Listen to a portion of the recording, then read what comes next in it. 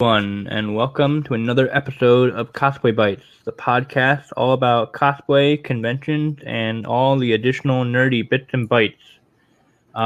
For this special episode, I have with me world-renowned, I guess first thing that came to my mind, illustrator and cosplay character designer, I'll say it. Zach Fischer with me. How you doing? Good. How are you? I'm great. Great. We were just both discussing before I turned the live button on that we're both tired. So we'll make it through though. Kind of the default. Yeah, default.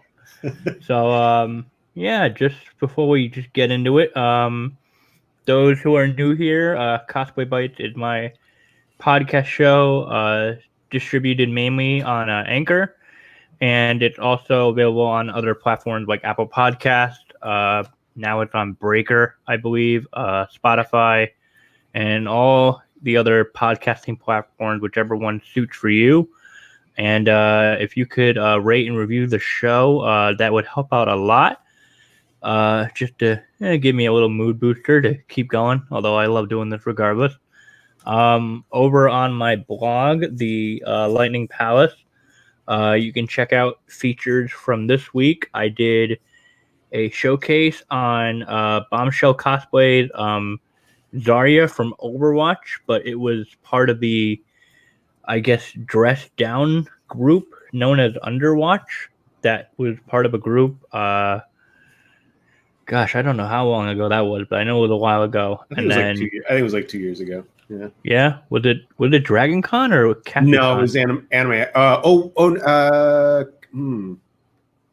Colossal Con, I think. Wasn't it? Really? I don't think so, because I mean, a lot of. I remember it.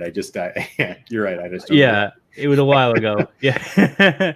And I did a feature on Stella Chu as 2B. And then upcoming, I've got cosplayers like Shappy Workshops, Angel Mercy, Vorian Cosplays, Captain Green Lantern, and and I just wrapped up one on a Blackwater Cosplays, Vanessa Van Cleef, which was really awesome to write about. So yeah, you can look forward to that. And then just a quick shout out to my patrons over on Patreon. I have Shaylin, Noah, Coralia Jade, Oh My Sophie, Katyuska Moonfox, Mink the Satyr, and Nicole Marie Jean. And with that stuff out of the way, yeah, so for those who don't know, I mean, I'll start it off and then I'll let Zach go more detail. But I mean, I first found Zach through, I guess you could say that you first worked with Jessica Negri on Deathwing. Well, it wasn't the first thing I did, but yeah, it was pretty early on. Yeah, but yeah, I think that was the one that made me realize of your work. And then since then, you've done like other dragon designs for her from WoW. Mm-hmm. You've done like her Light Fury from How to Train Your Dragon. You've done other designs such as Annie Mia's Rainbow Bright, and yeah, I mean, it earned you the nickname of a sadist because of your association with putting in way too many spikes in an outfit. That's what I've heard. Is there such a thing as too many spikes? I don't know. It depends on who you ask, I think. So yeah. So how did you get into like doing like just the illustrator stuff and whatnot? Well, I mean, I have a fine art degree from the Cleveland Institute of Art, and I majored in the major that I had was kind of a weird mix of things that my school put together because they didn't understand kind of the new media that was coming out at the time, like video game stuff and web design. So they kind of lumped everything into one major, and they called it TIME, or Technology Integrated Media Environment. Yeah. And it was a little weird because like I was in the same major as people who were doing like animating and web design and graphic design and like basically anything that had to do with computers. They put into one major, which was kind of not good because I ended up having to take a lot of like classes that had nothing to do with what I wanted to do. But ultimately it worked out. I was able to focus on, take a focus in game design and game illustration. So that was great. But I mean, I from my, second or third year of college, I wanted to get into doing concept art for video games. And, even back then I was into the cosplay scene. I loved, going to conventions and checking out the cosplay. And I even cosplayed myself a couple of times. It was a lot of fun. So I did work in comics for a little while out in Portland. I did an internship at a comic studio there that at the time was called Periscope. Now they're called Helioscope. Okay. And I learned a lot of things from them. And I just kept in contact with a lot of my cosplayer friends. And, I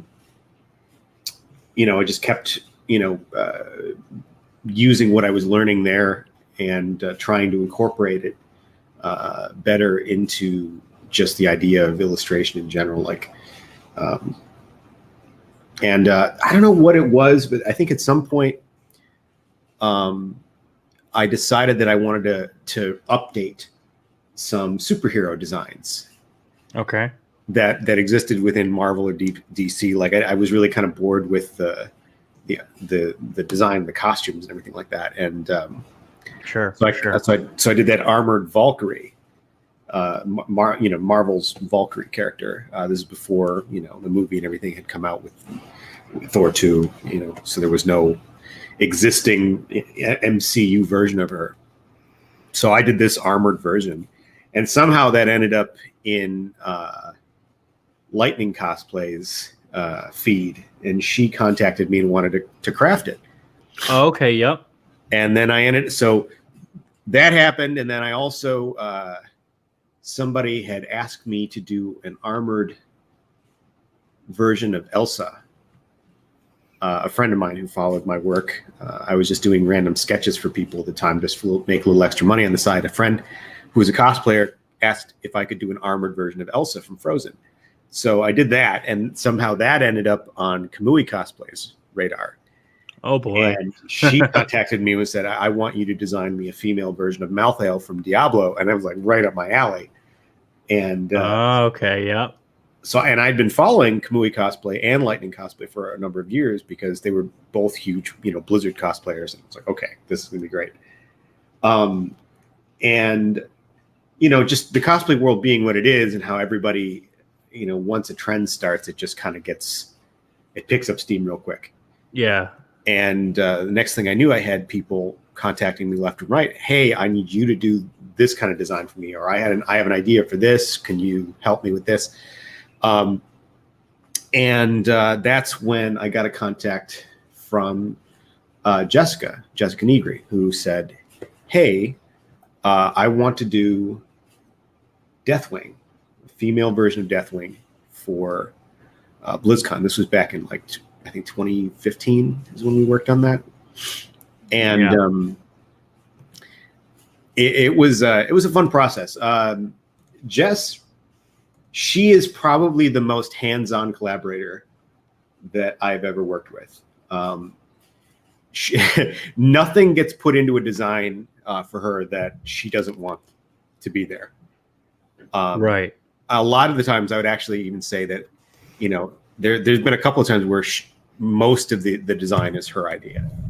So I'm kind of just, when I work with her, just kind of acting as her hands to kind of get the ideas that are in her head out of it and into some sort of visual. Gotcha. Yeah. So when you see a bunch of spikes on something that, Jess and I worked on, a lot of that's because she said at some point, "I need more spikes." So she's the sadist. To a degree, I think but we agree on things. We there's a lot of brainstorming back and forth. I think if most people were able to kind of listen in on our brainstorming sessions, they'd realize just how much she's in the driver's seat on these things. Yeah. And that's great because some people come to me and they have less of an idea of what they want, and it's up to me to kind of form an idea and really kind of develop it. But with Jess, it's a lot easier. That's why there's a lot faster of a turnaround whenever she has me do something. It's because there's a lot less thinking I needed to do. Most of it's just, it's already there in her head. She just describes it, and I'm like, oh, well, okay, cool. And we'll brainstorm. We'll hop on Skype or something, and I'll have a screen share up where I'll just be sketching, and she'll be like, no, more like this, and like kind of just with an MS Paint sketch, kind of show like where she wants things. I'm like, oh, okay. So it really works out really well that way, and but like I like having a little bit of creative play too. When other people come to me and they just want a character redesign, they don't really have an idea of how it should be done. Yeah. So it varies, but the illustration aspect of it is something that's always been kind of at the root of my interest. My ultimate goal is to work as a concept artist for Blizzard, and I mean I'm inching closer and closer. I really wish it wasn't inching anymore. I wish I was just there. But right, yeah, it's a highly competitive position. Oh, absolutely, no, I believe it. Yeah, yeah. I try telling people it's harder than getting into Harvard Law School. Like there are fewer people working as concept artists for Blizzard than there are people, who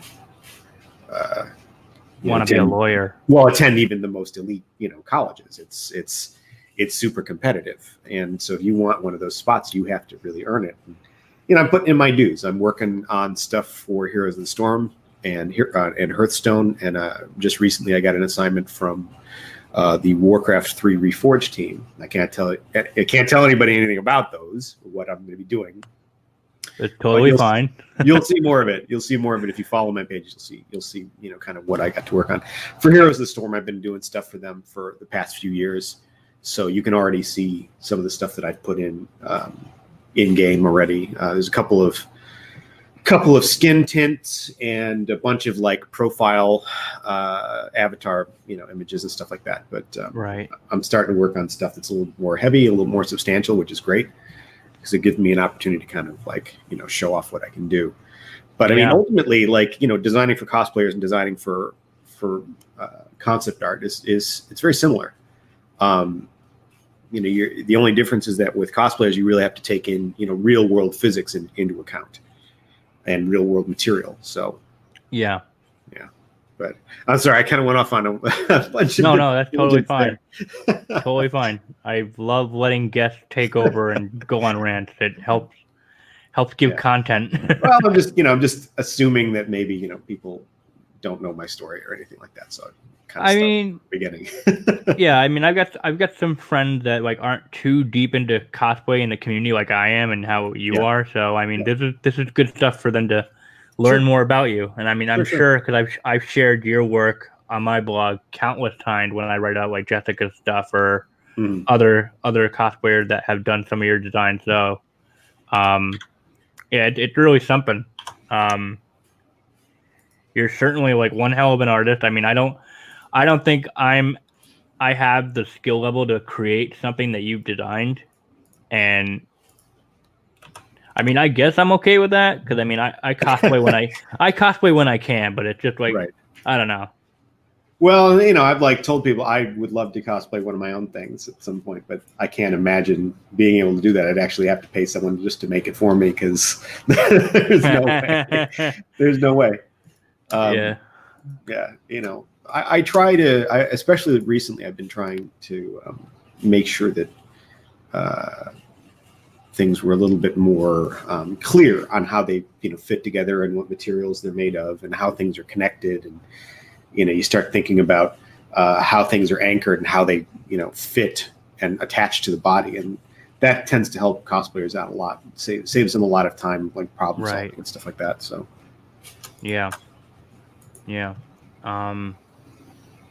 What was I gonna say? Yeah, like when you talked about like how like getting a job like at Blizzard as a concept artist is very competitive. I feel like just like the gaming industry and like other certain like artistic industries in general are just very competitive to get into. Like I'm still struggling to try to find a a full-time gig as a graphic designer. Yeah. And I mean, my current location's not that great in terms of designer jobs. So I mean, like I've been looking in like other cities like Boston or Atlanta Right. or California, but it's definitely a tough one. Well, I mean that's exactly why I moved down here. I'm in I'm like 10, 15 minutes away from Blizzard's campus now, which is when I was a couple years ago I was living up in Portland, Oregon, and I mean there were a number of different factors in play in getting me to move down here, but the main one was I have to show them that I'm serious, that if this is the job I want, I need to be here, and I need to be willing to say, hey, I'm in this for the long haul. I'm serious about this. This isn't just some dream. It's something that I want to do with my life. And it's actually been advantageous because there have been a couple of times over the past couple of years since I moved down here that I've actually been able to go into the office to sit down for a planning meeting on something that I was working on with the team.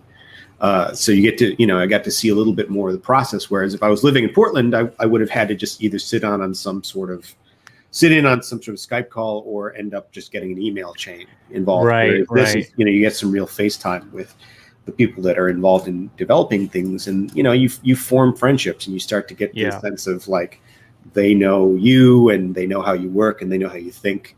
And, that's a very valuable thing. So, I mean, if you're serious about, getting into an industry like that, you really do have to kind of make the effort to put yourself in a position where, you'll be there. Yeah. No, I definitely have contemplated like trying to figure out, is there a point in time where like I could like go out to California and like just stay with some friends, maybe just for a few months, while like I actively look down there. Because it's like another thing. It's like that I've been told where like, say I want to apply to a job in California, and it may be that I'd be a good fit for them, but then like they look at my resume, and then they see, oh, this guy's on the East Coast. Crap, we don't want to like we don't have the funds to relocate him. Right.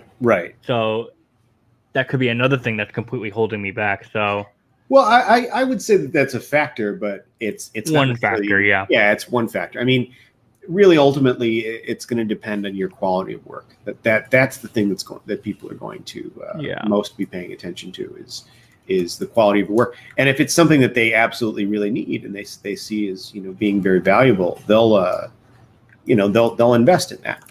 But the closer you are, the better. I will say that. Right. So I mean, it does. There is a point at which, if you're too far away, it adds to their hesitance.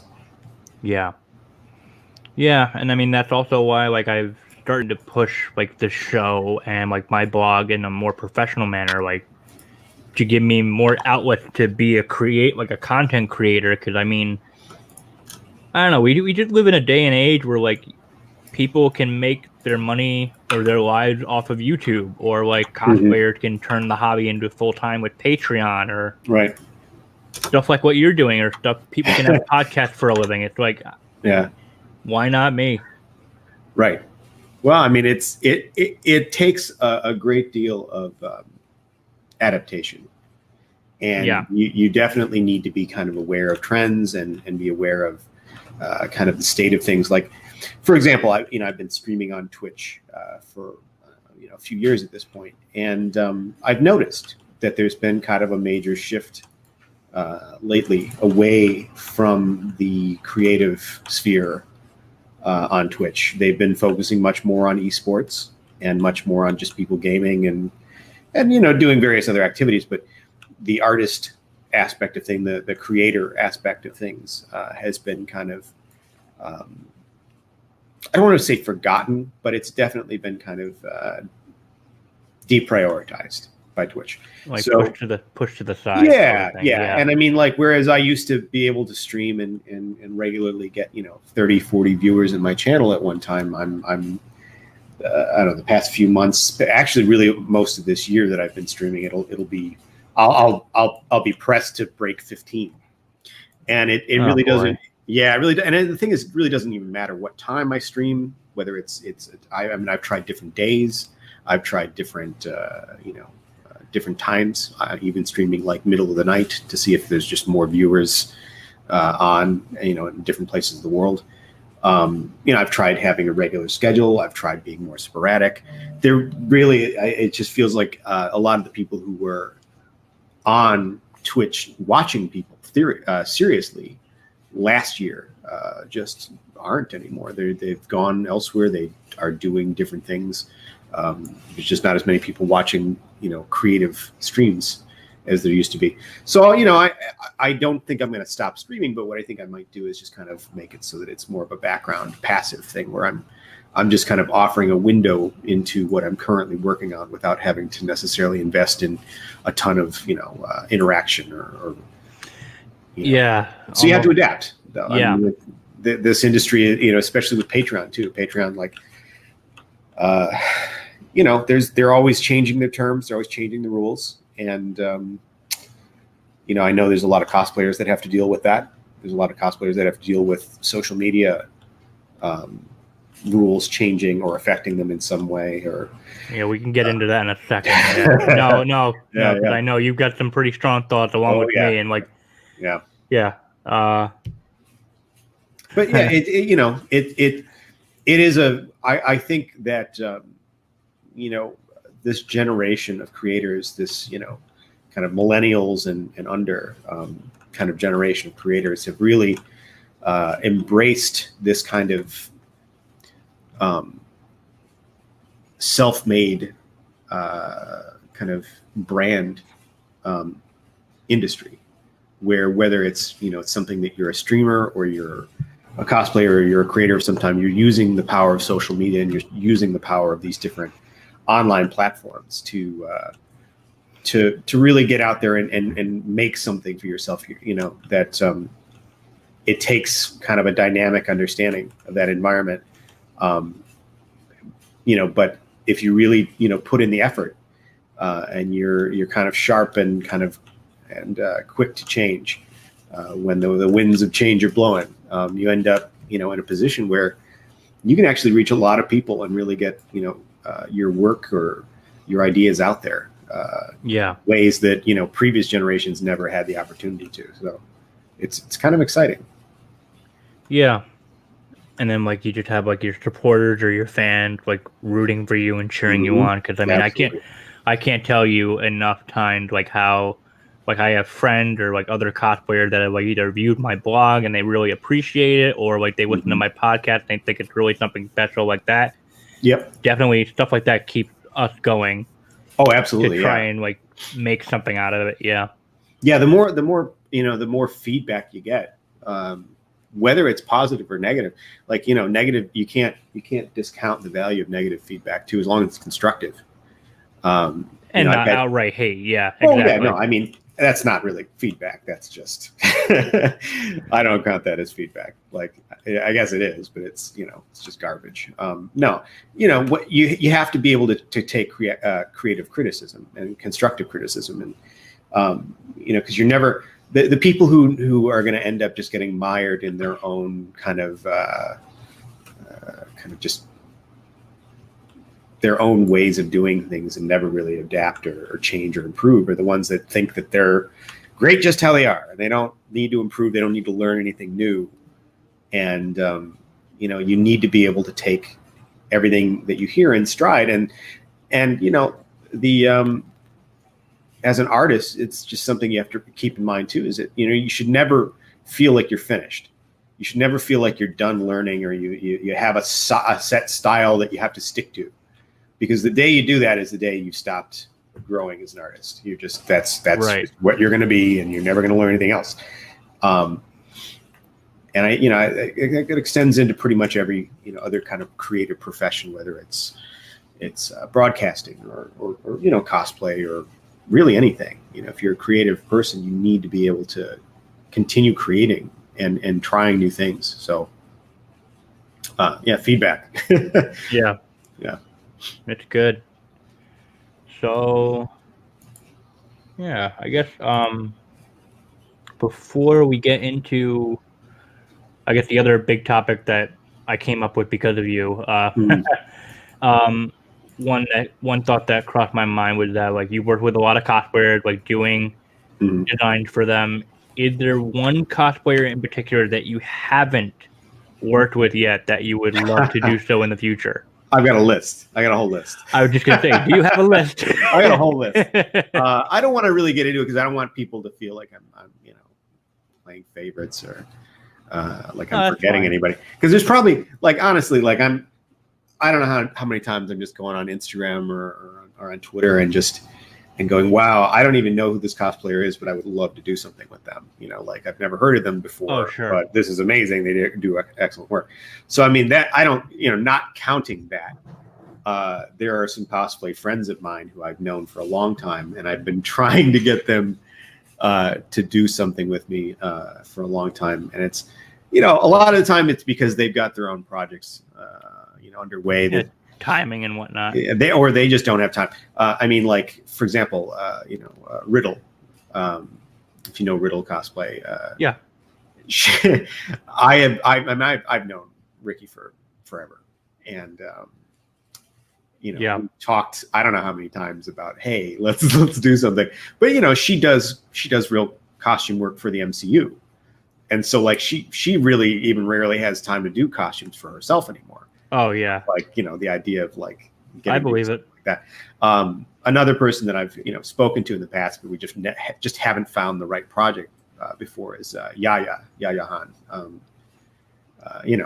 Yaya is just, her sensibilities are amazing, and her work is incredible, and absolutely I've always admired it. And it's interesting because like she makes me want to do more needlepoint and needlework design. It's more fabric related because the stuff that she comes up with and the fabrics and stuff that she puts out are just so beautiful, mind-blowing. Yeah, that it just makes me like, I know that I end up getting known for the armor stuff that I do, but I really do genuinely enjoy doing stuff that's like these intricate kind of delicate kind of graceful fabric designs that are really great. And I think that working with her on something like that would be just kind of a huge change of pace and something that I would really love doing. But yeah, I mean, there are so many cosplayers out there. Like I could just keep going. Honestly, it's just, but it really boils down to a matter of time and money and because like ultimately I don't get to really pick a lot of passion projects per year, especially after last year where the whole year was just one giant passion project. You have to kind of pick and choose, because if you fill your schedule up with too many things that essentially you don't expect to get paid for, then you end up not having money to make rent or pay the bills or buy food or go to conventions. So it's like for me, I really have to focus on only who's willing to work with me as as a client. And that really does put limitations on things, because there's a lot of projects that I would love to get into. There's a lot of different designs that I'd like to create, just based on my own ideas and things that I'd like to bring to life. And for a while, I was able to do that by setting goals on Twitch, but like I've said before, it's been kind of slow there. So it's been a little harder to get those things out. But yeah, I mean, oftentimes, like, it really just depends. Like there have been a number of times where I'll see a cosplayer that just does such phenomenal work, and I have to contact them and say, look, whenever the next time you have a moment and you want to work on something with me, please let me know, because I am all about it. So, but not everybody takes you up on it, and not everybody has the time. So I don't want to rule out doing that kind of stuff, but I'm definitely open for a number of cosplayers that out there that if they were just like, hey, do you want to work with me, like collaborate on something, I'd be like, yes. I don't know when, we'll figure it out. Like, make it work. So yeah, it's there's a whole wide world of cosplayers out there, and the list of people that I literally wouldn't want to work with is almost non-existent. So it keeps growing. It won't end. Yeah. No, for me, like Ricky, Yaya, Jessica, they're definitely cosplayers I've known for a long time, and they're also much like how you want to work with them. Like I also would just love to have them on for an episode, just once, just to see what it's like. But again, it's like they've got their own stuff going on. It's like it's just timing and just schedules lining up. It can definitely be tricky. Yep, absolutely. And I mean, they're like I know some people, you know, the larger named cosplayers, as I guess you would put it, get a lot of flack for being kind of aloof or, you know, too big to do, you know, to interact with people. But in all honesty, when you interact with them, when you see them in person, as long as you're respectful and you wait your turn and you get in a chance to talk to them, they're the sweetest people you'll ever meet. Absolutely. And they're the most humble people you'll ever meet. Like nobody goes around necessarily expecting like anything from anybody, or that like they feel like, you know, you have to, I don't know, owe them something in some way for talking to you. Like people, you know, they're very, very genuinely wonderful people. So I mean, as long as you're respectful of their space and their time, you know, they're very very easy people to talk to. So it's just a matter of, like you said, it's time. It's time. Everybody's busy nowadays. You know, everybody's trying to hustle and really, you know, make that bread, as they say. Get that bread, right? Get that bread. Right. Yeah. Yeah. And that can be tough when your main marketing tools want to take a shit on your work because of algorithms. So the one thing I've known Zach from some of his posts is some of his, I'll say, semi-long-winded rants about like Instagram and their shadow banned, and then Twitch with their recent I guess some streamers like getting special treatment because they make Twitch a lot of money. But I mean, like, so I think we can all agree at this point that Facebook is garbage in terms of like having a cosplay page, because for like, business, it's garbage. Yeah. So like cosplayers, they mainly have a Facebook page, and honest to God, I don't see many posts to their pages anymore. Yeah, I don't. Aside from a few. Yeah. Which is why I've stopped like linking to their Facebook page at the end of all of my blog posts. And I started going to Instagram because I guess Instagram is better in terms of like you're showing your work. Slightly. But Twitter honestly is the best. It's weird because not a lot of people actually are willing to give Twitter a chance. But Twitter is one of the best out there in terms of like not hiding posts from people, not banning people for things that are, you know, kind of ridiculous. Right. That's how I got my start. Like, that's how I started meeting like Jessica and all these other girls. That's how I started. And it's always been my favorite platform. But Instagram with the shadow bans and them being like very hard on cosplayers that do lewd content, like as I guess like the fast, easy way to create content for like their Patreons to like help them like fund their like armor build and whatnot. But and then you've got stories of like, I think I kept hearing when this first was starting to blow up, like how this one person had a massive group of people like on a Discord, and they would just like mass report cosplayer photos to get them taken down, and then they're weaponizing the platforms. They're weaponizing inherent problems or weaknesses in the platforms against cosplayers. I mean, it's a major problem, because what I don't understand, and this is a little bit kind of going to what I was ranting about, as you said a couple of days ago. I used a session on my Twitch to just rant for a while about this, because it was after, you know, a couple of close friends kind of rapid fire succession got their pages affected in some way, whether it was removed or banned in some way, for nothing, for no rational reason. And it's that, you know, we as a generation built these social media platforms. Yep. We built them, whether it's, you know, we were the ones doing the engineering at like the actual programming level. And it, you know, in many cases that is what happened, but, or we're the ones who engineered their success by engaging with them and giving them, you know, accounts that people could follow, and actually, you know, participating on these platforms over the years, you know, taking place in Facebook, you know, as a platform, like saying, you know, I'm going to get a Facebook page. I'm going to get an Instagram. I'm going to interact with people on these platforms. We made them what they are. And the fact that they've chosen, like willingly chosen, to kind of go along with this archaic kind of,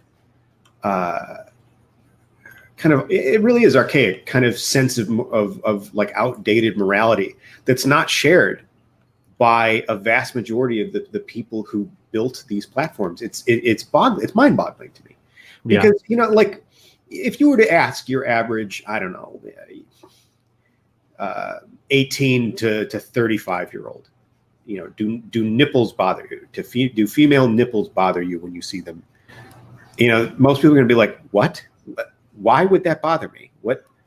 How is, like, what? Right. Like, yeah. What kind of a question is that? It's just ridiculous. And yet you have Facebook and you have Instagram banning people for just like even breastfeeding videos. And it's like who is making this call? And for a while, you know, you started to think maybe these companies are just evil. Like they don't, or they're run by some like weird kind of just puritanical, you know, weirdos. Right. But, and then you find out about the algorithms, and that's where you start realizing that there's another kind of element to this whole story that these platforms are definitely neglecting to address, and that's a major problem. And it, you know, they're not actively necessarily flagging everybody's accounts and saying, okay, well, you can't do that. It's more so that they just have this algorithm built in where it allows them to essentially be lazy, or to not necessarily have to pay a bunch of staff. And and you know, where they take the human element out of actually like trying to evaluate whether these images are actually a problem, or if it's something that's just like, oh well, it's just a boudoir photo. Like what, you know, what's the issue? And it's that they essentially, you know, if a photo receives or an account receives a certain number of reports, then the image or the account is immediately taken down by the algorithm. There's no review process. There's no human involved in looking at these things. They just to determine if it, yeah. And while I can see that being a beneficial thing, you know, in the event that like what we had in New Zealand, where you had the guy who was filming, you know, his killing spree essentially, and that's, you know, that should never be allowed to be on social media. But you know, I can see the value in doing something like, you know, having it in place for something like that. But you know, at the same time, you know, these girls and guys rely on, you know, these platforms to conduct business. And when their accounts get banned for 30 days, or they get banned even just 3 days, that's a lot of money. Can be a major interruption to their flow of information, their flow of content. And ultimately, it does end up hurting them in the pocket. And, you know, there's no review process. So, I mean, they can try to fight it. They can try to like contact Instagram or Facebook, and maybe after a lot of red tape, get through to an actual human who can review it and say, oh, okay, this doesn't, you know, break our terms of service. But most often it doesn't even get that far.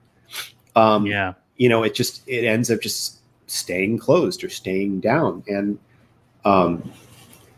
it really needs to, like, Instagram and Facebook really need to take a long, hard look at how they are developing as a platform. Because if they really want to just go back to a point where they're not really feasible as a business model, except for people who are willing to dump lots and lots of money, then they're not going to have a lot of creators on there. They're not going to have a very large or vibrant kind of small business community on those platforms, period. Yeah. Because nobody's going to. I stopped putting money into advertising anything on Facebook a couple of years ago.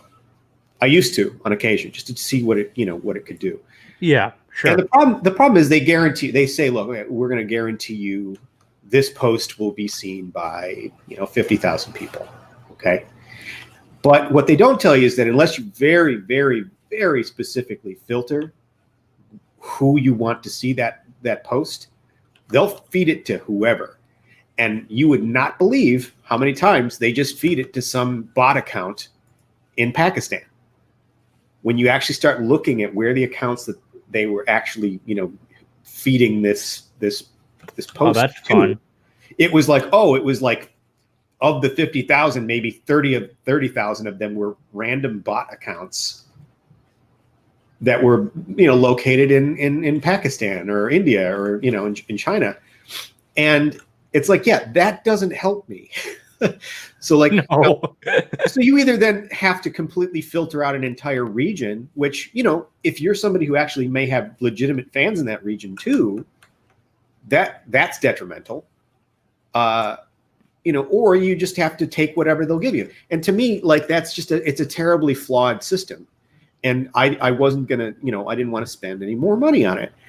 And honestly, it got to the point where I realized that, my Facebook reach just completely bottomed out. I recently, I think I just hit 30,000 followers on Facebook, and that that's over the course of 10 years that I've been building that up. And at this point it grows maybe a couple of people a week, and then it drops down as soon as they start cutting out random fake accounts that they find. So it's basically just completely stalled. And and I'm not going to sit here and pay hundreds of dollars a month to constantly promote posts on a platform that really should just be about free information anyway. Yeah, and it should be about being able to connect with the people and the small businesses that you want to connect with, without having to deal with a bunch of ads, without having to deal with a bunch of algorithms filtering what you get to see. And I mean, we haven't even gotten to the kind of moral issue of all of this yet. I mean, because I mean that's like a whole other thing. This is mostly just negligence and kind of ineptitude in terms of how they've designed their systems that we're talking about at this point. And I mean that's just the tip of the iceberg, because then you get into the idea that there are things that slip by on Instagram and on Facebook that, if it's an account that's paying a lot of money, they'll just let it slide. But if it's not, instant ban. But yeah, I mean, yeah. So you do end up, with that system. That's the system that they have in place. You end up with this kind of odd problem where you have, people who I can't fathom what their lives must be like, where to be at the point where this is how they've chosen to spend their time during the day, is where they like you said, they'll go to a Reddit or a Discord and they'll say, we're targeting this cosplayer today. It's like they're jealous of just them using their bodies to make money, get a regular job. Right. Their attitude. Right. They're jealous, or they feel entitled to something. Entitlement is, entitlement is probably one of the biggest problems facing our generation, is this sense that for whatever reason, you're entitled to some sort of special treatment, whether it's because you're male or because you're white or because you're, cis passing. It's just for one reason or another. there's just tons of people out there that have this sense of entitlement, and it's really damaging to other people. Yeah. Because instead of just celebrating other people's success and being happy for them, they're just angry that they don't have that success, and instead of evaluating themselves and saying, hey, what do I need to do to gain that kind of success? What would I need to what kind of time would I need to put in to build something like that? They just instead just get angry at anybody who has that success and try to do everything they can. Like, honestly, if some of these guys would put the same amount of energy and effort that they put into making these girls' lives a living hell, into instead building some sort of valuable brand for themselves, or honing some sort of skill that's valuable to other people, they wouldn't have this problem. No, they wouldn't. No. It's like, dude, pick up a guitar, pick up a pencil or a pen, write something, be a creative writer, be empowering in some way. Don't just sit there and just, be some sort of crazy keyboard warrior who is just going to inflict the rest of the world with your bizarre, skewed, pigeonholed kind of view of the world. Right. It comes from a place of just hatred and anger and jealousy and who knows what else. It's we need to stop giving these people a platform to work on, and those people don't get banned. Those people suffer no consequences on these platforms, and that's part of what really bugs me. That's infuriating. Yep. Because if you have an account, okay, that's tied to a particular email, and even if that email has 7 or 8 different accounts, whatever, and they keep reporting these photos, and then after review, Facebook determines that the photo didn't break terms of service. Right. Why is there no consequence for somebody who is a repeat offender of that? Why is Facebook not looking at these people who are repeatedly offering false reports? If you file a false police report, that's a crime. You can actually go to jail for that. No, yeah. And I'm not saying these people should go to jail, but what I'm saying is they should suffer the same consequences of that. As the people who. Yeah, the kind of consequences they're trying to inflict on people. Yeah, just lock them out of their account or their platform permanently. Yeah, give them a warning. Say, look, you've offered this many false reports. That's 2 strikes, or that's your 3rd strike. You will now be placed on a 30-day ban, and if you continue to do it, your account will be locked down permanently. Something like that. It really wouldn't even be all that technically complicated for these platforms to do, but they don't do it because ultimately it's just more time and energy they have to put into their platform to improve it, when they could just not do that. and probably continue to make the same amount of money. Yeah. And that's the problem, is that for whatever reason, these platforms sold out a long time ago.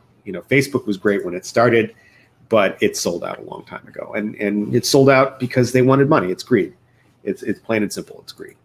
Yeah. And I mean, every time you see a platform that starts to come up that maybe could work, there's this kind of weird smear campaign that ends up, coming out about it. We saw that with Vero. I was just gonna say, what the hell happened to Vero? So Vero, I stopped using it. I admit it. I still use it, and it's actually only gotten better. The thing is, Vero, there was nothing wrong with Vero.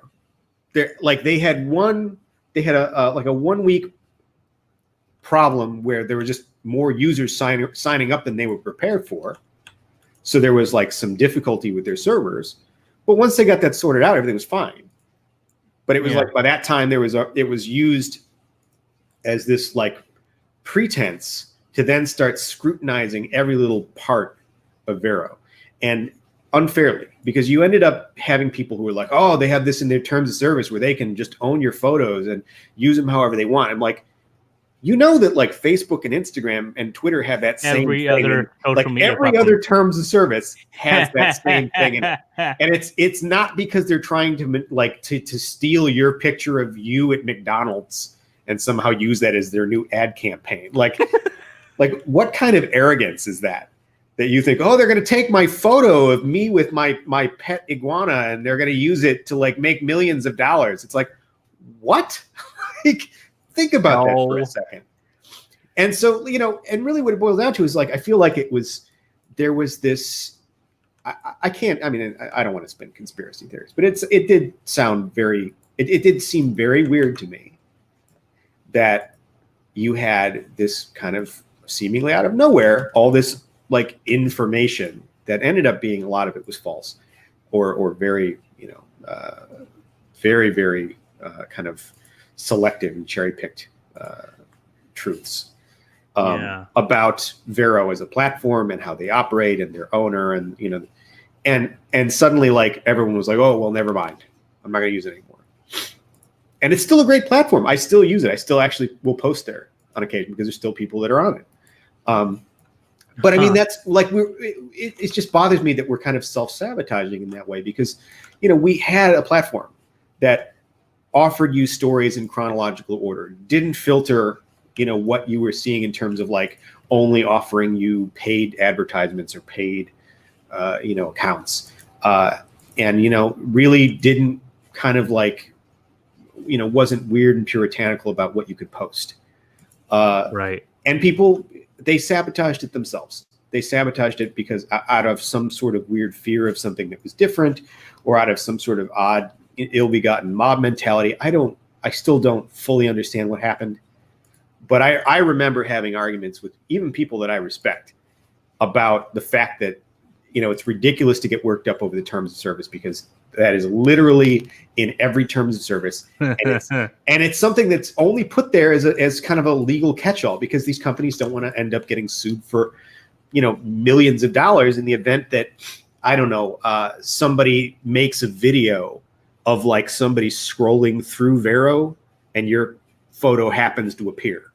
Like they don't want to get sued for that, which is, essentially what could happen if they don't put that in there. Yeah.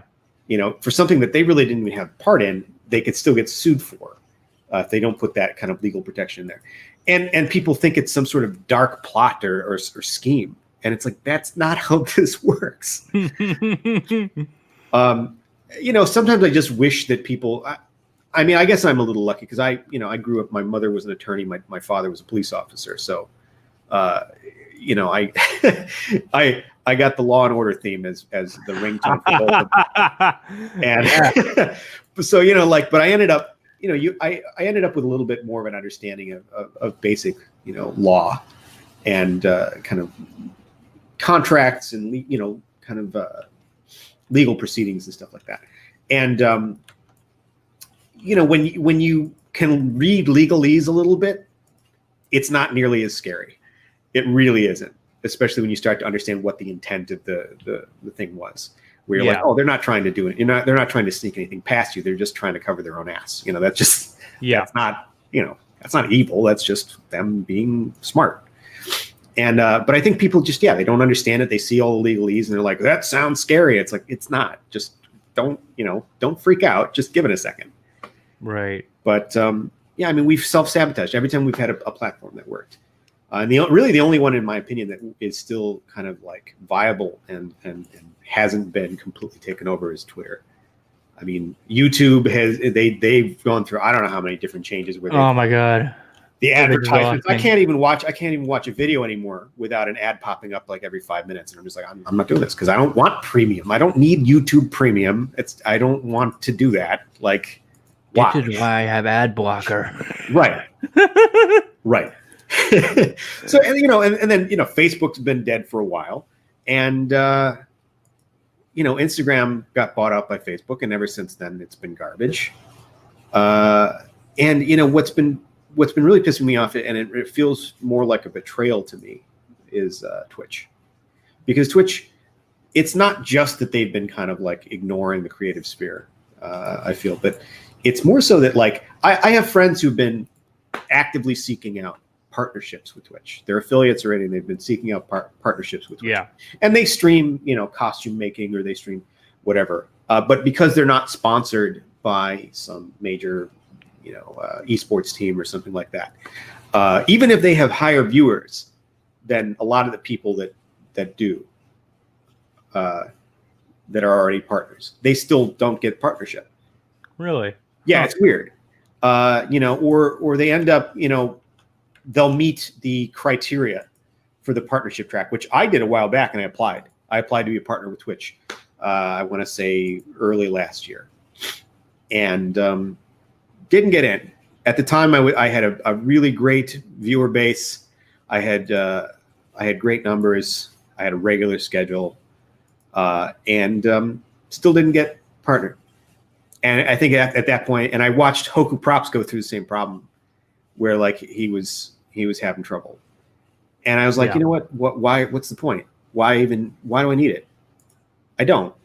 I'm just going to stream, and if people want to watch, then great. I don't need the title. I don't need, and then, now you have Twitch banning people for things that they shouldn't be banned for, and then letting a lot of other things slide because they're done by somebody who makes them more money. Yep. And it's like, how blatant and transparent can you be in terms of your bias and how kind of bought out you are? Like I'm just kind of at a point now where it's like, look, I still will use the platform, but it's not something I'm going to invest a lot of time in anymore. It just ends up being just not worth the time. Yeah, it's not worth the effort, and it's not a company I can really get behind anymore in terms of how they behave, at a company level ethically. So, I just I'm always looking for something else, trying to because that's what you got to do. Like we said earlier, you kind of have to be on the cutting edge at all times. Yeah, adapt and see what's coming up and new. Right.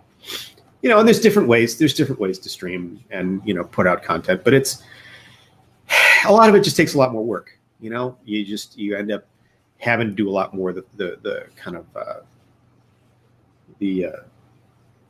the footwork yourself. Yeah, and at a time when I've got a lot of I'm working actively on maybe 20 or 30 different projects at one time, you have to okay, well, I don't really have time to add that. It's like when I try, saying, well, I'd love to learn how to 3D model, and they're like, oh yeah, well, you just got to put in the time, and here's your program. You just, I'm like, yeah, well, I'll try to find that time, but for now, I'm just going to admire other people who can do it, because no, I'll just gaze outside the window in the pouring rain and watch them create stuff while I longingly wish I can do the same, but I can't. I'm not. Yeah, I wish I had 5,000 hours to put into learning how to 3D model, but I just don't. Because if I did that, then I wouldn't really probably even need to be learning the skill. It's not because at that point, obviously, I'm financially stable enough that I can put 5,000 hours into something that ultimately I'm not going to get any kind of compensation for. Who has that kind of time to spend on something that's just a passion alone? Other than students.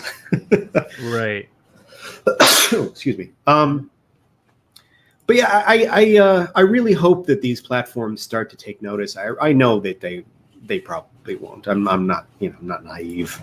I really hope that they start to take notice, and I or if not, I really hope that they start to suffer some consequences for some of the decisions that they've chosen to make.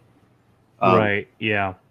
We saw a little bit of that with Facebook having to take responsibility and having to kind of answer for the data breaches and the way that you had kind of the Russian hacking in 2016 and everything, that all the fake accounts that infiltrated and started kind of spreading false information. And they're taking some steps, very, very small, slow steps towards having it so that they're self-verifying articles that get posted and stuff like that. But it's not enough, and it's way too late. I kind of feel like we're at a point right now where we need a new platform. We need something. Yeah, absolutely. And I don't understand why we don't have it, because honestly, the idea that somebody who's smart enough to come up with something like a social media platform, which honestly, and I have a lot of programmer friends out there, and they've said, it really, the infrastructure for it is really not all that difficult. I mean, it takes some time, but it's not a complex thing, right, to accomplish. The idea that there wouldn't be a group of people who are capable of putting something like that together, and also kind of incorruptible, where they're not necessarily going to just sell out, it's kind of, it's a little unfathomable to me. Like, if I knew how to create that stuff, I'd do it. I don't care if somebody offered me, $5 million for the platform, and be like, no, because this is going to ultimately be worth more than that to me in the long run. Yeah. And it's weird to say, yeah, I'd turn down $5 million. But it's like, I guess I value my soul at more than that. I value my fellow creators more than that. Right. That if I was the person creating these things, and I was the person providing them with something that would be a beneficial platform for everybody, that wasn't full of, a ton of sponsored ads and didn't have some sort of weird metric that only showed certain posts, or, that automatically hit a bunch of stuff based on some outdated morality. I would stick with that, because I know that ultimately it's going to succeed, because it really only just takes kind of word of mouth. Yeah. Of like, hey, this platform works. It doesn't have ads. It doesn't have this weird morality. And then you have to be responsive. You have to be responsive to people who are saying, hey, this doesn't work. You need to fix this, or this needs to be changed, or whatever. You have to stay responsive to your base. And that's part of the problem, is that Facebook and Instagram, they stopped caring a long time ago about their average user. Yep. And at this point, they only care about people willing to give them money. And that's a big problem, Yeah. And I honestly don't know. I don't know what we're supposed to do about that, but something really should be done. Yeah. I mean, I know of one person that's been working on a sort of answer to some of the issues that Patreon has gone through over the last couple of years with I guess if I remember correctly, the main issue that Patreon has been having, and I don't know if it hasn't been an issue lately, with like locking out payments to the creators because of certain banks like not realizing and like claiming it as like fraud. And then that was something, I think that was something that happened when Patreon switched over their primary their primary financial institution. They switched it to a European, like a British company or something, I think. Something in the UK. And when that happened, it didn't recognize the payments the same way, and was like automatically locking payments down. And it was a big problem. And it's like, I wish that they had responded to it faster, because it took them forever to solve that problem. And it's like, when I don't know how much money they're making collectively from people, but it's got to be, an insane amount every month. Oh yeah. And it's like, why at that point, when you had something major like that, did you not employ as many people as possible to that problem right away? Like, immediately assign a bunch of people. I don't care if you have to hire on people who are just temporary. They're just there to fix that issue. You got the funds. Get it fixed. Like, it boggles my mind. And it's weird, because like, Blizzard generally fixes things pretty quick when there's a problem, if you've noticed. Like, oh no, yeah. And there's a lot of gaming companies that do too. Like, when there's an issue, it doesn't stay an issue for very long, because they know that their user base, the people who are paying to use their product, are going to very quickly go somewhere else or do something else. Yeah. As soon as there's an issue that's not addressed. And I think that's, that's something that that's part of the problem, is that there's no competition. Like, Facebook doesn't really have competition. Like, Instagram is different. Instagram doesn't have any competition really anymore. No. And I mean, all of them are kind of different enough from each other that, you can't really, they don't have to worry. Like, where else is someone going to go? If they have a bunch of complaints and Facebook doesn't answer them, where else are they going to go? Yeah. So there's no incentive. There's no positive incentive to fix their problems. They just, at this point, they're so huge that they don't feel like they have to necessarily address. They don't have to care enough. Yeah. Anybody's significant. Even if there's huge numbers of people that have a problem with something, like we've seen, it takes a lot of almost like political pressure at this point to get them to change how they handle things. Yeah. Like as you saw with the kind of the data breaches and with the kind of the Russian bots running around and spreading, misinformation. At that point, you had the U.S. Congress saying, you need to look at how you handle things. No. Stop, please. Yeah. And I mean, that's not exactly something you can ignore because they can just shut you down and they don't care. Like, you know what I mean? Like Congress will have the ultimate power over Facebook there because it's like they don't care if Facebook's around. Like, you know, the FCC they'll just shut them down. Oh yeah. But yeah, I think it's just we're at a point now where I feel like the social media platforms that we have aged themselves out of being relevant anymore. And they either need to adapt, change, or either change because of some massive consequences, or someone or something got to be like, okay, this is enough here. Have a new social media platform. I mean, ideally, I'm a huge fan of positive reinforcement. I'm a huge fan of getting people to act by offering them a positive outcome for acting. So whether that's getting them to, go to a site to donate to some charity or by offering some sort of prize potential or something like that, or, getting people to care about a particular issue because, it's important to you, and incentivizing that in some way. I'm a big fan of positive reinforcement and positive incentive. I've never been a huge fan of somebody who is just like, you're going to do this or else there will be consequences. Because, I mean, ultimately, the most you can hope out of that situation is someone who's going to do what you want them to do begrudgingly. Yeah. You know what I mean? You're not going to flip anybody's idea, kind of sense of anything. You're not going to get anybody on your side. You're just going to have them going along because they feel they have to.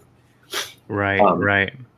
And I think that, ultimately, Facebook, Facebook, Instagram, at this point, I feel like the only way that you can get them to act anymore is by, offering real consequences for them. And I don't think there's really any consequences that can be offered other than by like governmental sources that are going to do anything because, they know that we need them as a platform in order to organize and in order to converse. And until we have an option, they are what we have. And so there's very little positive incentive for them to do anything to improve improve their system or how they operate.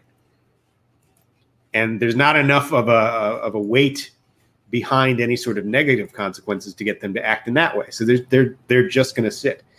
So I feel like, we really do need something new at this point. They've aged themselves out of being relevant, and they need to learn to adapt. And I feel like if they don't, eventually something is going to come along.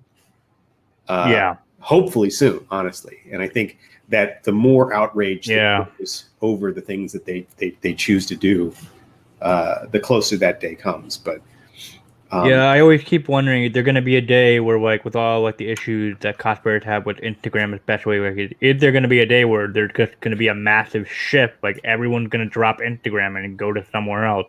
It would. Well, I mean, there would have to be an alternative for one, and then I think there would need to be some sort of galvanizing moment, right?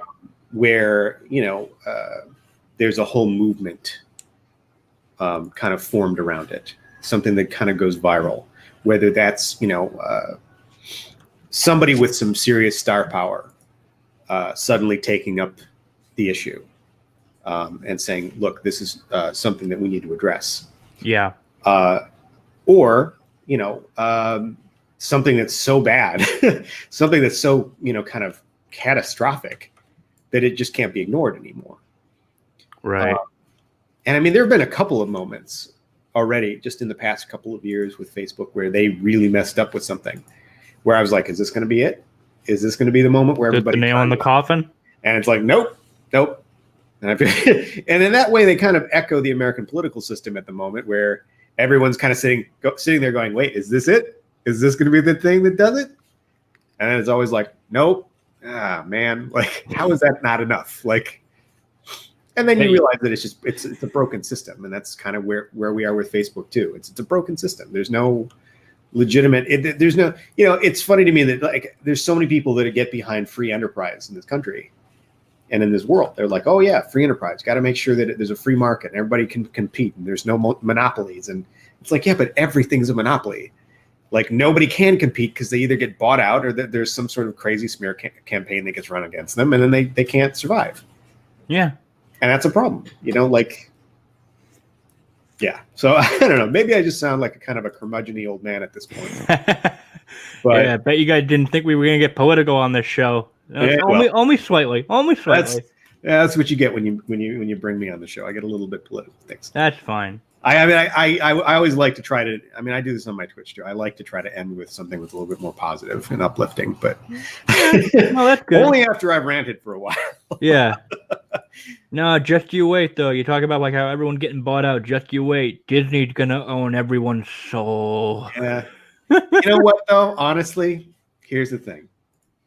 I don't have a problem with that. Disney, I really don't. I don't understand why everybody hates on Disney because. You look at what the MCU. There's some of the most beloved movies in the past, 10 decades. Yeah. And it's like how, they did that because they cared about their fandoms. They cared about creative control. They cared about the characters that they were working with. And they wanted to really do everything justice. They did it carefully. They hired the right people all along the way. And, a company that cares about an IP that much,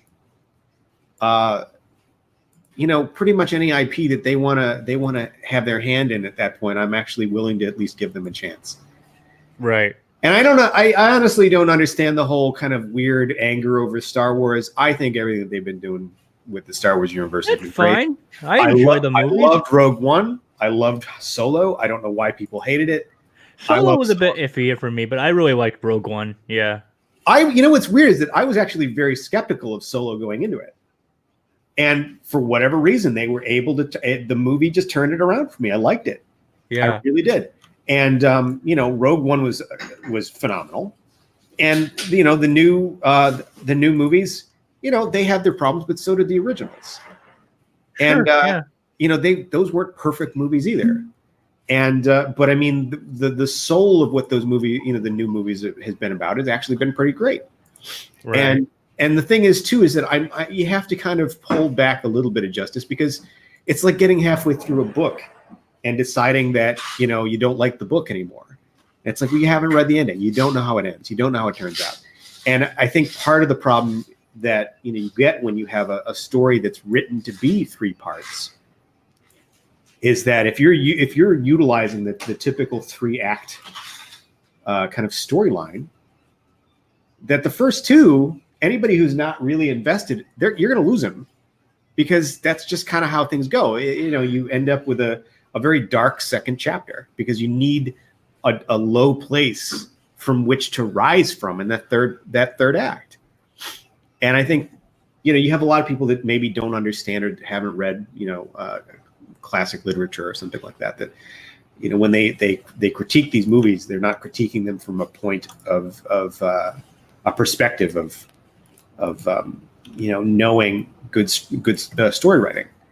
And there's just to show you that I'm not somebody who's just overly positive about everything.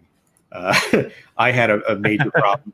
I had a major problem with Game of Thrones season 8. I'm not. I think everyone did because so I've met a number of people who liked it, but. And it's weird. I could understand it because I feel weird about it because in some senses, I think some characters got the perfect ending that they deserved. I feel like certain characters got the best ending that they could have hoped for. Yeah. And then other characters that I really cared about, Daenerys, just got shafted, utterly. And I don't. Part of me is that because I do understand typical script and story writing, I don't understand why they made those choices because they're not consistent with the rest of the writing throughout the entire series. Yeah. And I think that's what bugs me, is that it's like it doesn't make sense from a good storytelling aspect to do what they did. I binge watched the entire series. I think within 2 weeks. Oh yeah, I think I did. Yeah. Yeah, no, I was posting about it because it was when I was switching new jobs and I had a free week. So it was like, and I used a friend of mine's HBO account to watch the whole thing. Cause I'm unfortunately one of those guys who will hate on something that's so popular because I was sick and tired of hearing about it. So like, I hated Game of Thrones. I hate The Walking Dead. I just hate anything zombie related because it's just a tired trope. But then, I agree on that one. I'm the same way. Yeah, stuff. I'm just. But yeah, so except for Zombieland because it's satire. It's yeah.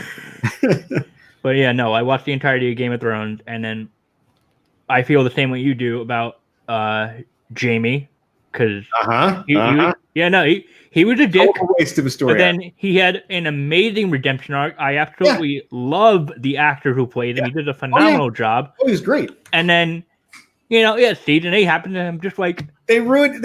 So that's why everyone was so upset, because they ruined his arc in a single scene. Yeah, in a single 45-second scene, they ruined 8 seasons of story development for that character.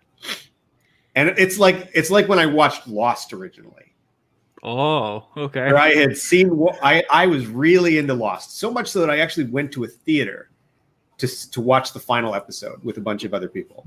Okay. And the last 5 to 10 minutes of that last episode, I don't want to spoil it for anybody who hasn't watched Lost, and at this point, don't. But but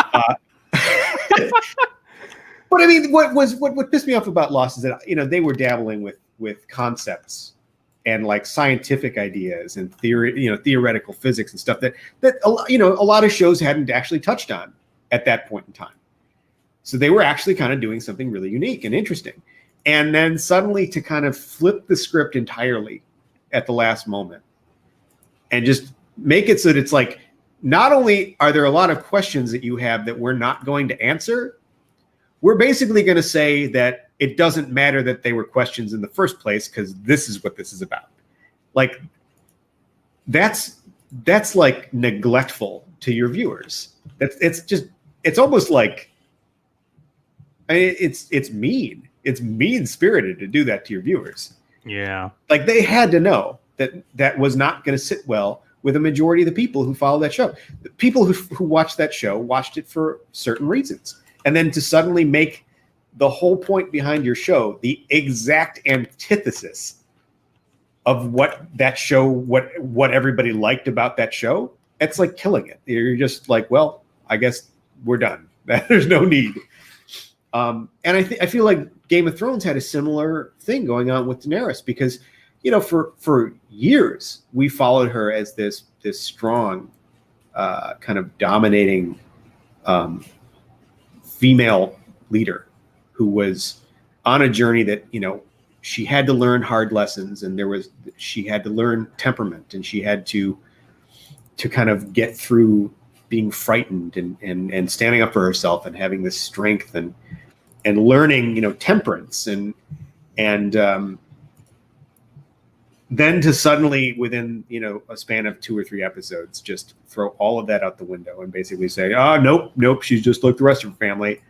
It's like, wow. So all of that character development, everything that we watched her grow through and like shake off the stigma of her family, of her family name and reject it outright, to then suddenly like, and the reasoning was so stupid. It's like, oh, okay, so you lost a person, you lost a couple of people that you really cared about. Okay, well, Jon Snow lost like everybody. Like everybody died, and he didn't go crazy. He didn't just snap. No. Like what? And then it leaves you with this impression of like, oh, because this is a woman, like suddenly now she's emotional and hysterical. It's like, when has Daenerys, this entire show, ever shown that her emotions were going to rule past her logic? Like, never. She was calculated the entire time. She knew what she was doing. I was like, you done fucked up when even the actress started tearing up, seeing all these changes to her character. Like, Right. oh, come on. Like, and I don't. I mean, I love Game of Thrones. I'll always love Game of Thrones. I read the books before, the series had started, at least the ones that had been out at that point, and so I was excited to see it, come into fruition. And they really had a great run. But I feel like it's a show that honestly kind of ended after the death of the Night King. It's like, okay, well, that's good. That's a good point to stop it right there, because you don't need anything else. Yeah. Because that's the highest point of the show. That's the moment where you get the best out of everybody still. Yeah. I don't know. It just went downhill really quick after that point. And but I will say this: the one character I feel like they absolutely did the best. And I was talking to my girlfriend about this the other day. I feel like the character that got the best character arc in the entire series. I'll see if you can guess it first. Who do you think it was? The character that got the best ending, the best arc overall throughout the entire series. It would be a tie between Arya or Sansa. Interesting. Those are interesting choices. I say Theon Greyjoy. Because Theon, you went from not really caring about him to being annoyed by him to being disgusted by him, by absolutely. I was disgusted by him. All right, holy crap! Yeah, and then you end up getting, and then you really truly hate him, and then you start to kind of like feel good that he's being tortured, and then it goes too far, and then you're like, ooh, okay, maybe I'm starting to feel sorry for this guy. This is way out of proportion with what the wrong that he's done. And then you see this redemption arc that's very long, and he really has to really climb out of it. And by the end, you're right there with Theon. You're like, my dude, goes out like a total badass, completely rectifying every poor decision he made, right to the end, willing to sacrifice himself. And it's had the best arc for any character. And I've actually seen it a long time, honestly, in any movie or anything. Just this huge kind of sweeping character arc. And it's like, those are the characters they actually, as a designer, I love, looking at how they change their look over time, because there's so much storytelling that happens in costume design. Oh yeah. And I think that's part of what I really, love about it, is that there's this opportunity to tell a story just with how someone's dressed. And I think that with Theon, I could definitely see that with Sansa for sure. Oh, definitely. Oh, she was probably the biggest example of that. Yeah. Is going, I mean, and they definitely, had little nods of things with Daenerys, and they tried, foreshadowing everything they were going to be doing with her. But honestly, we didn't care, because it was just like, well, she just kind of looks like a badass. I don't. Yeah. I'm not taking anything from the fact that she was in bright blue colors, and blue and white and these bright golds and everything initially, and then suddenly she went into this dark blacks and reds and browns, and you're supposed to immediately recognize, oh, she's evil. That was foreshadowing. Oh, I just thought she was badass. My bad. Right.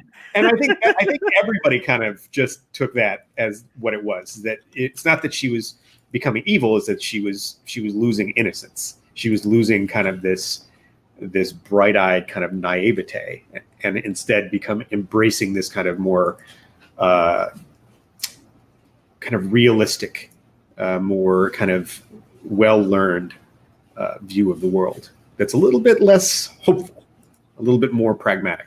And I think, that story got told through her garments.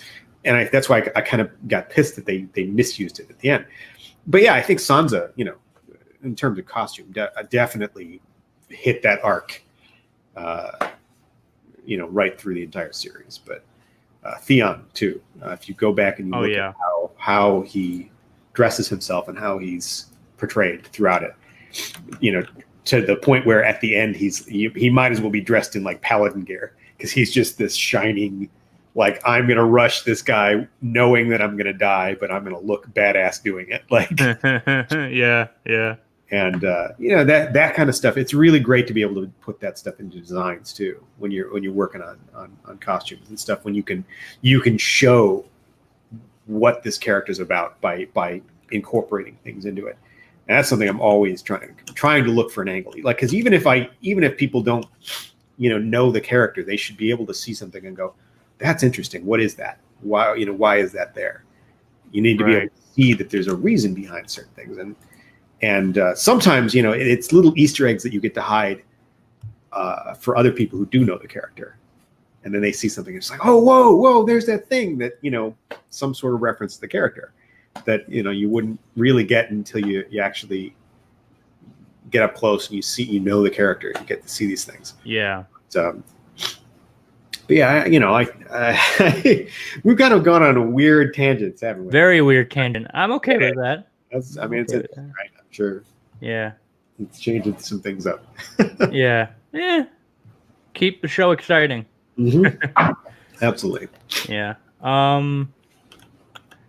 So I guess before we close out, I mean, I have this section on my show where I talk about franchise design / like teaching a technique. So in terms of you, what I would ask is, so like you're known for armor at this point, like willing to go into like utilizing like fabrics into your designs. But in terms of the armor design that you've done, like what's your favorite, not so much like your favorite character you designed, but like what element of armor do you enjoy creating the most? So like do you like the helmets or the shoulder pieces or the breastplates or the did I just open a can of worms?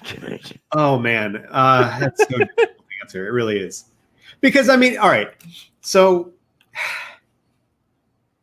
I guess I could go into kind of explaining, why these things are my favorite, but ultimately it breaks into two different things. I think there's two things that kind of end up even in my mind. One is the shoulders. Mainly because as a design, you can incorporate so much attitude into shoulders, whether that's kind of to make them look intimidating or sleek or stealthy or graceful or magical or brutal and kind of savage. There's so much personality that you can inject by designing shoulders a certain way, whether it's by thinking about their size, the proportion of their outline. I feel like that exercise in working with personality and injecting it into kind of an inanimate object is a really fun exercise as an artist. The other thing is weapons. Now, I know that it's not technically armor, but I count it as part of the design. And weapons, they can add as much personality to a character. Absolutely. As their facial expressions can. It's like, you think about some of the most iconic weapons throughout, all of fiction, and like you immediately, when you look at it, there's a story behind it. Luke Skywalker's lightsaber. You think of Kratos's, blades. You think of the Ashbringer. You think of Frostmourne. You think of Pede's, hand cannon. Wow, item come to mind. Yeah. And there's so much personality that can get injected into just the how a weapon is wielded, how it's held, the weight of it, the shape of it. That it's a true projection of its wielder. And I mean, this is why throughout history, even as far back as like ancient history, we there are weapons we know the names of. They literally had names for these weapons, like Excalibur and Mjolnir. Like there was, that's how much personality these things had, is that they actually granted them a name as if they were, living, breathing being. And so, as a designer, if you're going to be designing a character that is iconic, and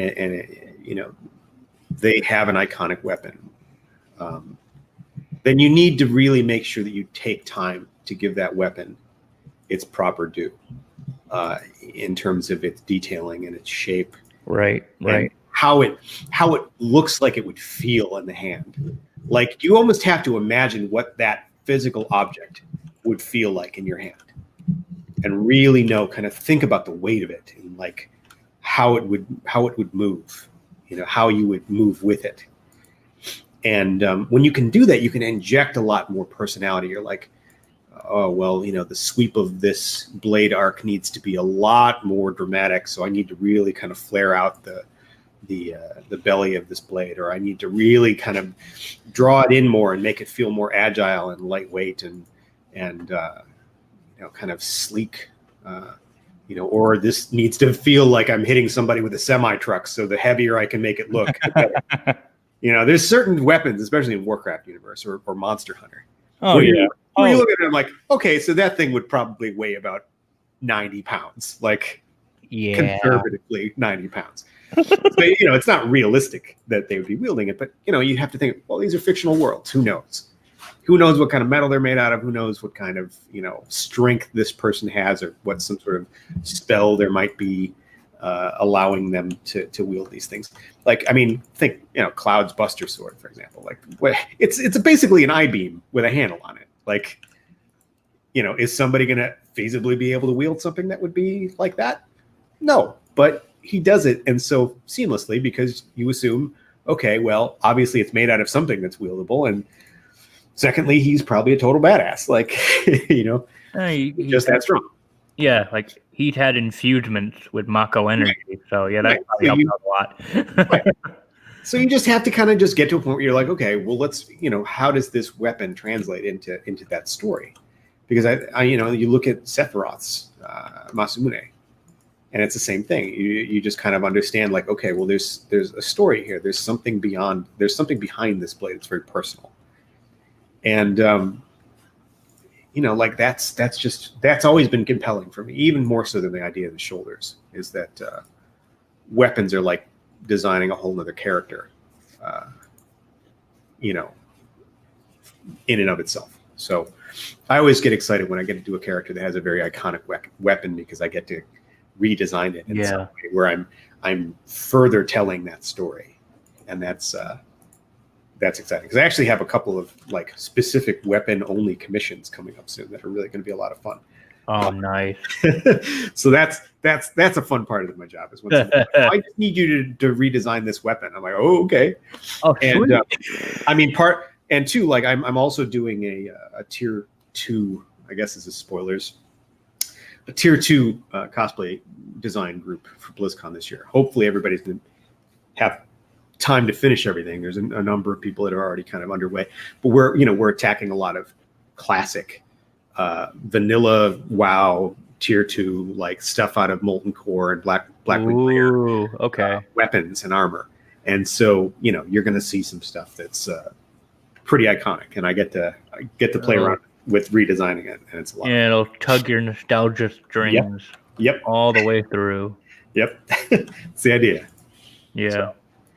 So I hope that answers the core of your question. I know it's a little bit. No, that's a good answer. No, that's a good answer. I'm always curious about stuff that what cosplayers enjoy the most in terms of like the costume making process. Oh, they probably hate those. So here's the funny thing is, the very things that I listed as the things I enjoy designing are probably the very things they hate having to craft. And I think a lot of it is exactly because of the fact that I do get to put a lot more detail and personality into those things. So the shapes are a little bit more specific. The shapes are a little bit more intricate. So they take one look at it and go, "Oh, this is awesome," and then internally they're going, "Why?" What I've been told so many times at this point is that my designs are deceptive, in that you look at it and you're like, "Oh, that's really cool," and then you start to build it, and then you notice like another layer of intricacy that you didn't notice the first time you looked at it. You're like, "Oh, well, that's interesting. Okay, well, that's cool." And then as you look at it more and more, it's almost as if details are writing themselves into it, like appearing out of nowhere. And really, all it is that they're going insane. You're using a more critical eye and looking at something, and that's actually I actually take pride in that because that's a successful design. If it's something where it looks good from 20 feet and it looks amazing from 2, like that's something that you want. You want something that's going to look really great from a distance, and then just looks even better and better as you get closer. Yeah. Because like it means that design is functioning on all cylinders. It's functioning as a good silhouette. It's functioning as a good kind of weight and proportion, and then it, obviously it's functioning at kind of a tertiary kind of like detail level where you're just kind of noticing sub details and gems and stuff like that. But then also on the fine detail level, it's also working well. And that whenever I hear that that's kind of how somebody reacted to a costume or a weapon that I've designed, it kind of warms my heart, even though I empathize with the cosplayers that are having to do these, because it's like, yeah, okay, I realize I put a lot of intricacy into that, but hey, you ask me for a design, you know what I'm about at this point. Is that really on me? Yeah. But like it as a designer, it really warms my heart because I realize I nailed it. I nailed that thing because it's functioning the way I want it to. Yeah, I think well, to me, that's definitely one, I guess, cosplay bucket list that I want to see. That I want to see, whether like Jess brings it out or any other cosplayer that you've worked with. Like, I have yet to see one of your designs in person, like worn. I think no, wait, I'm stupid. No, How can that be? No. You go to way more conventions than I do. How is that possible? No, I'm trying to go to West, but no, I'm stupid. I saw Jess's Syndragoza. Oops. Oh, there you go. That's one I haven't seen in person, so I'm jealous. Yeah, it looked. I mean, it was for a brief moment when we saw each other and took a picture and whatnot. But no, yeah, it was really good. Yeah, she kept pushing me for more on that design the entire time. No, the entire time, because I gave her a sheet of like different ideas, just like I had with Deathwing. I'm like, okay, well, here's like 4 different basic ideas, and she would kind of like mix and match, take pieces, and go, okay, well, what if we do this and we change this around? But with Syndragoza, like she just kept like, okay, well, I need more spikes. I'm like, okay, I'm running out of room to put spikes. I'm literally running out of room to put spikes. Eventually, you're just kind of look like a koosh ball. Like this is just tons of spikes everywhere. Like you're going to look like a sea urchin. But no, I mean, we found ways of like, okay, well, this needs to look more like bone, or she's like, give me another dragon head somewhere. I'm like, okay. Like I'll find space and just kind of cram it in there. But I mean, yeah, like I said earlier, she has a really clear vision of what she wants. And I'm just the lucky person who gets to kind of help her make it into a visual thing that she can then, craft from. Yeah. And it's evident by the fact that, a lot of her more recent costumes, actually, I know she was the one who designed them straight up. I had no part in it. And like, I'll see her working on something. I'm like, wow, like if I didn't know any better, that's something that I would have worked on with her. But I realize it's because she drives our process, like the process that, we, the two of us working together so much that it's almost like sometimes my style becomes kind of indistinguishable with her own taste, because she, in some ways, has kind of impressed on me what looks great in a costume. And so I've kind of, in a way, reciprocated and kind of built that into how I design a costume, because I, have worked through these things with her, to the point where like her sensibilities are now starting to bleed into how I design other costumes for other people, because she just has this great sense of design that she brings through. And it's great. It's great to see that happening, where you have a cosplayer who you've worked with enough times to the point where their personal taste and their personal ideas tend to then impress back onto you, and you both become kind of better sharpened implements as crafters, right? And it's super exciting. Like Jess and I have like a bunch of different projects that we have planned, but it's always like we get to a point where we're like, okay, we're going to get to the sketch phase, and then whenever you want me to finish this up because you're ready for it, let me know. But like we work out the rough idea together, and then we're kind of like, okay, well, whenever we're ready to get this underway, we'll get to it. But it's like a book of, at this point, there's just a stack of ideas waiting, fun. I'm sure we'll see more very soon, and it's just a matter of like how her schedule shapes up, and what she particularly wants to hand over to people in terms of like what she wants to let them in on, in a way. Right. So yeah, it's kind of a fun experience to kind of get to learn where what details are things that you've developed, and where what details were stuff that you kind of were inspired by somebody else. It's and then it kind of blends together, and everybody kind of just inspires each other. And then you start to see other people crafting stuff where you see details that you would have done, but built into somebody else's design, where you're like, wow, okay, they're really, this must have inspired them. Yeah. And what's the craziest is when you start seeing the source material mirror back elements of something that you came up with, whether it was intentional or it was kind of like maybe just subliminal in a way, like they weren't thinking about it, but they're maybe in their head like, oh, I saw a thing and this is kind of how in my head now I picture this particular character. Oh yeah. There have been a couple of things in Warcraft where like characters have been redesigned or something, or given a new model or whatever, or stuff gets added, and I'm like, that's interesting, because that looks really familiar. And I'm not like I've saying, seen this before. Yeah, it's not like I'm saying, oh, they took my stuff. It's more like they must have seen my stuff and maybe subliminally picked up some sort of inspiration from it, and that's kind of inspiring to me. I love that. Yeah. And I mean, I don't want to there's that whole leak. I don't know if you heard it, the leak about the next expansion for World of Warcraft. That's kind of. I've read about it.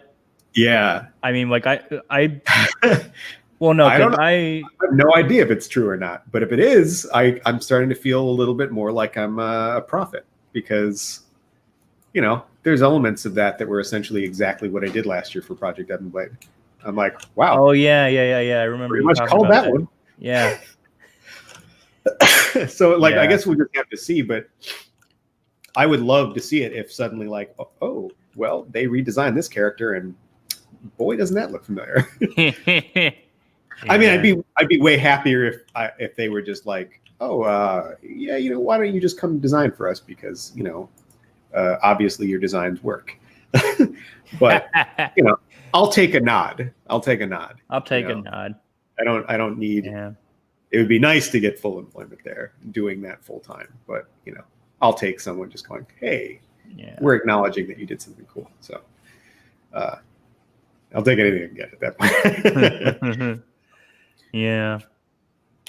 Well, we started with Jessica, and then we somewhat ended on Jessica in a way. Yeah. So yeah, I think that's a good way to cap a discussion. Cool. We both have a lot of love and admiration for her. She's a great bread to conversation sandwich. She's just she's a great toasty bun for a delicious conversation sandwich. Oh yeah. So if you somehow made it to the end of this episode, God bless you, because I'm looking at the time. Not that bad. No. I actually thrive on long episodes like this. This was fantastic. It was fun. Yeah. So I hope you guys enjoyed listening. If you want to view my blog, it's the Lightning Palace over on Blogspot, and then I have a Patreon that is it's free to view, and if you pledge to it, it would be greatly appreciated, but not required. I'll send you stickers if that entices the deal a little bit. I don't know. And and then I have my Twitter and my Instagram at Lightning Palace on Twitter and Lightning Palace blog on Instagram. And Zach, if people want to find your stuff, where do they go? Oh geez. Honestly, I'm just gonna go ahead and give him my Twitter handle because that's the one that I'm most active on because, well, as you know, for reasons we discussed earlier. We've discussed, yeah. But yeah, if you just look me up on Twitter, and I'm just at Zach Fischer, Fischer. So I spell my last name. I was lucky enough to actually just get my actual name. But yeah, just at Zach Fischer on Twitter, and I have links to various other social media if you guys are into that, as well as my Patreon and my ArtStation page. If you want to see more of my work, is at the it's on my Twitter profile, so you can find all that there. All right. Well, yeah, that does about it. Thank you so much, Zach, for joining me. This was an amazing talk episode, whatever you want to call it. Yeah, this was great. So have to do it again sometime. I'd love to. Yeah, hopefully one day we'll see each other at a con. Yeah, it'd be great. Yeah, absolutely. Yeah.